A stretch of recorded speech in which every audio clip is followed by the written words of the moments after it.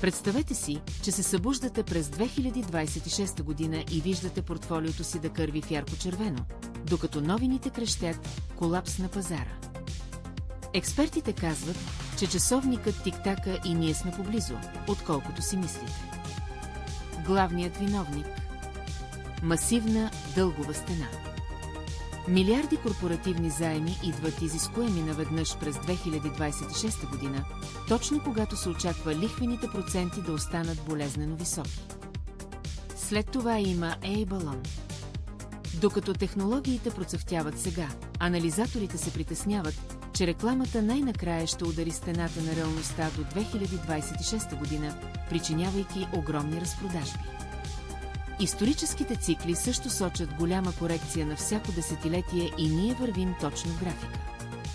Това е перфектна буря от дългове, инфлация и надценени технологии.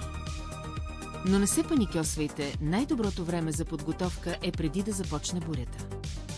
Дръжте парите си готови и останете диверсифицирани.